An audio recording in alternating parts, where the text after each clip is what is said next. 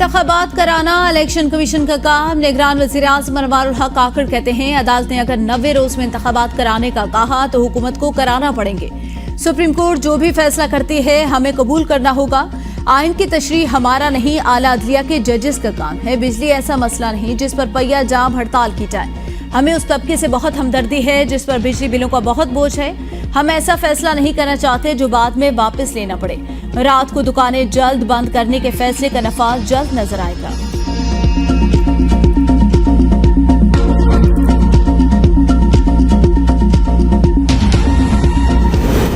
नवाज शरीफ को हटाने के लिए उस वक्त की एस्टैब्लिशमेंट पीटीआई के साथ थी। ख्वाजा आसिफ ने कहा, चेयरमैन पीटीआई को लाने पर जनरल बाजवा के पछतावे का इल्म नहीं। चेयरमैन पीटीआई को सपोर्ट किया गया और 126 दिन का धरना कराया गया। हुकूमत के लिए मुश्किलात पैदा की गई। माजी में भी नवाज शरीफ की क़यादत में मुश्किलात पर काबू पाया, अब भी वही मुश्किलात पर काबू पाएंगे। नवाज शरीफ जल्द वतन वापस आएंगे।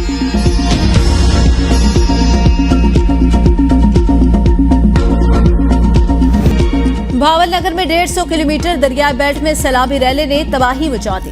1,66,000 से ज्यादा अफराद बेघर होकर नकल मकानी कर चुके। लाखों एकड़ अराजी पर खड़ी फसलें तबाह। सैलाब से 157 देहात मुतासिर। 17,549 घरों को मुकम्मल या जुज़वी तौर पर नुकसान।